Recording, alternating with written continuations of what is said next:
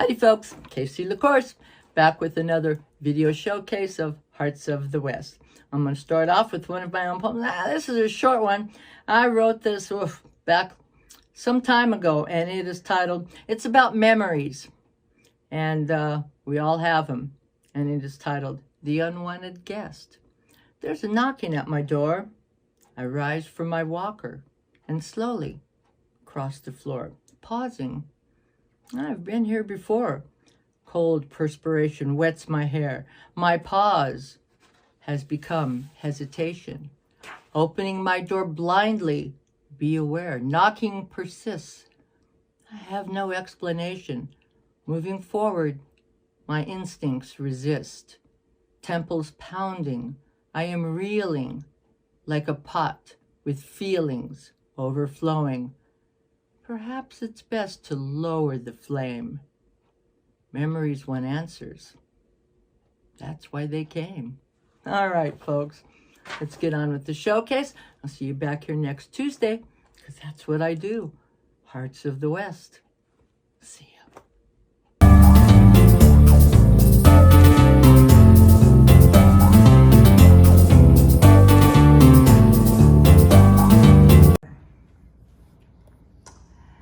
Out here in the mountains, we live off the land, but sometimes cowpunching is much less than grand. We struggle with taxes and drought and dust storm and split lots of wood up to keep ourselves warm. For sometimes this ranching is hard work and bad luck, so we took to guiding to make us a buck. I'd say it's a challenge, and don't think me rude, but some folks behave with pure ingratitude. I had me a party coming out to hunt deer. I hoped we could find some like we found last year. Now, most of the family got into the act. To mount up and help me was part of the pact. For bedding and feeding a bunch's hard work won't do it all if a duty you shirk. You must rise up early. You can't lay about. There's no time to waste or to want or to pout. The first group arrived. We were ready to leave when who came in sight I could not believe. It was my man's mother, and she held a gun. I didn't know whether to faint or to run. I've come to go hunting, said my mother-in-law. She was wearing knee shorts like you never saw. Bright blossoms of orange on a background of blue. Green palm leaves were waving at yellow moons too. Well, get in the saddle, I said kind of cool, and she mounted up on a stubborn old mule. The cook would come later with bedrolls for camp. The mules, getting restless, were starting to stamp. Now, Ma's knowledge of hunting, I'd say, was the same as some of the hunters that never see game. She sang and she whistled and made lots of noise, so I took her the opposite way from the boys. Her mule jumped a mud hole, splashed mud on her pants. She screamed as she lit in a bed of red ants. I loaned her my slicker so no one could peek and rinsed shorts and undies right there in the creek. I strung up a clothesline when we got to camp and hung up her clothing as it was still damp. I turned as I finished, and what did I see but a giant old grizzly bear grinning at me. I grabbed for my rifle. I screamed in his face. He turned on a dime and left not a trace of remorse in my innards as he made a leap, crossed over the campfire, jumped over the Jeep. He crashed through the clothesline and let out some howls. Relief flooded over me through gizzard and bowels. For he became tangled in clothesline and clothes. He scattered the socks from his head to his toes.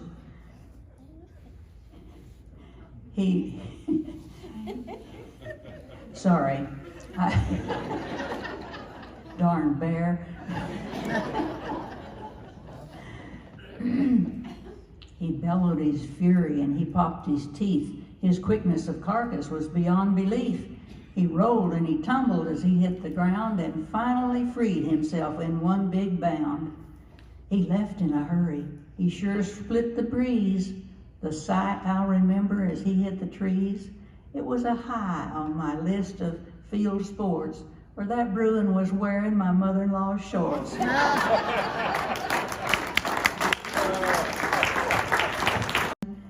My husband went out to where she lives in a care center, and she's 103.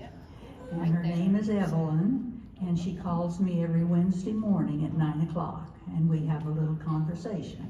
And I enjoy that very much, and I really appreciate her making the effort to come this afternoon.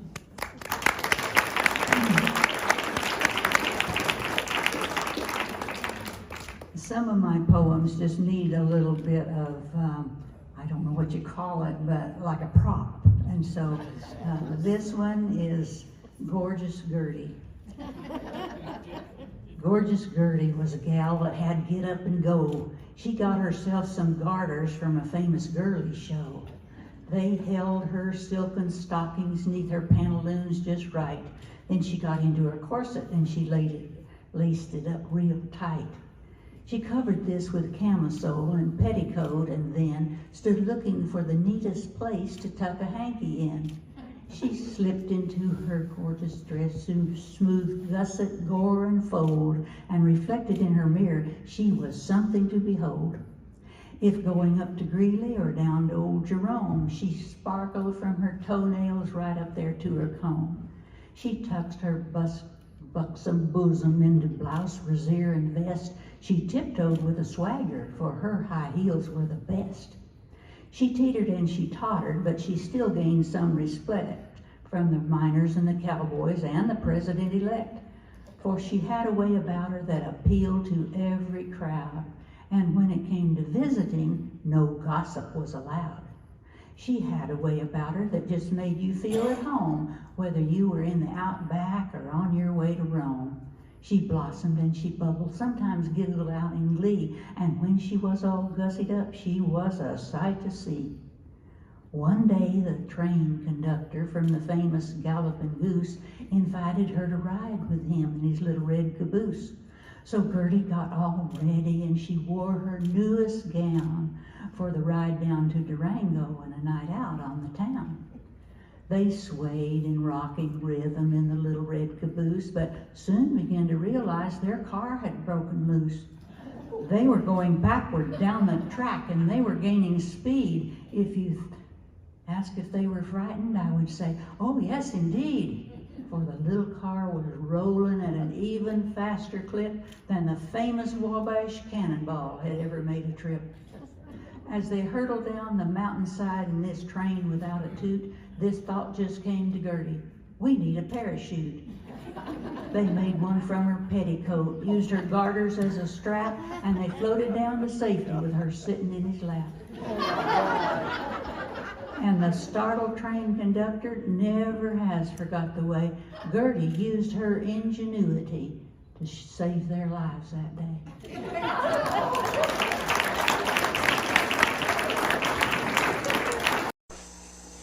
Howdy, folks. I'm PW Conway, and I'd like to thank Casey LaCourse for allowing me to share some more of my cowboy poetry with you. And this poem I'm going to read today is from my latest book called Buckaroo Poetry, Spirit of the West. It's available on Amazon. And I hope you enjoy it.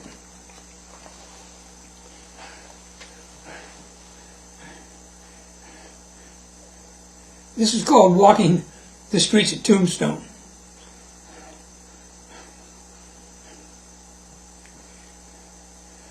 The souls of men, both brave and bold, walk the town too tough to die. Haunting, daunting memories, a feeling no one can deny. It was 1879 when the brothers came to town, but by the year of 81, there was trouble coming down. You don't go against the cowboys, but with the Earp's reputation, the decent folks of Tombstone look to them for their salvation. When evening starts to settle in and darkness covers the dragoons, the town takes on a whole new life of gambling and saloons. Miners, outlaws, and saddle tramps, and women of ill repute, all chasing dreams of riches as they followed their pursuit. Tension hung in the late night air. You could cut it with a knife. It was said that by tomorrow, someone would lose their life. The famous and the infamous, each making their own way. There was a score to settle with the coming light of day. Threats were made by all involved. Tempers flared as the die was cast. And when their shadows start to cross, some would breathe their last. There was Ike and Billy Clanton and Billy Claiborne too. Tom and Frank McLowry. And they were going to see this through. Word came to Marshal Virgil Earp.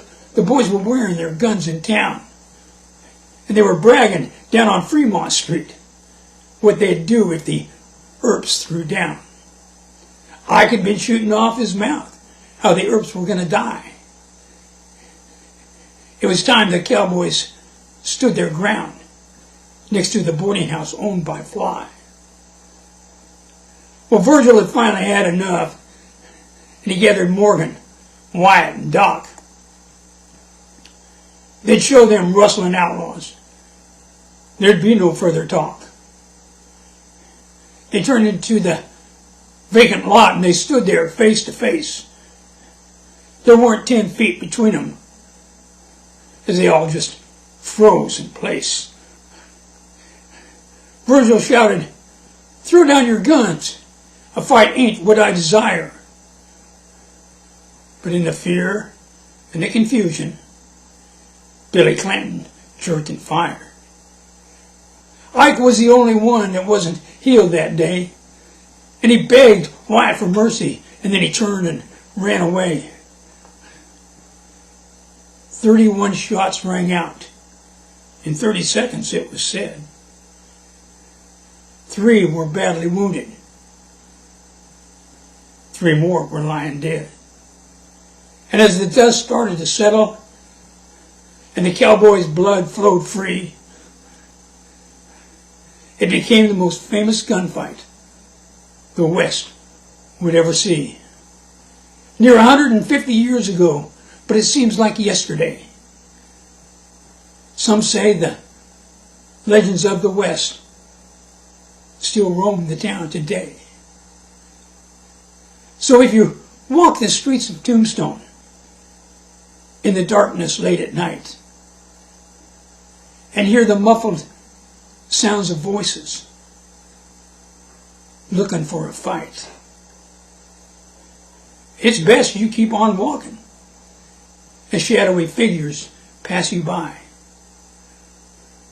or you might end up beneath a tombstone in the town too tough to die. Thank you very much. I hope you enjoyed that.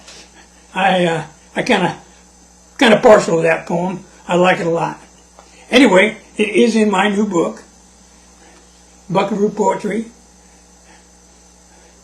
The Spirit of the West. And if you'd like one, I'd say it is on Amazon.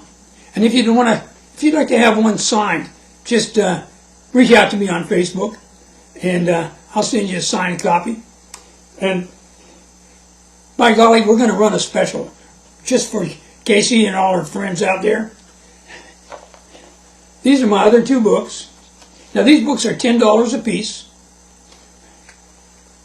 But if you would like a set of all 3, we'll send them to you for $25.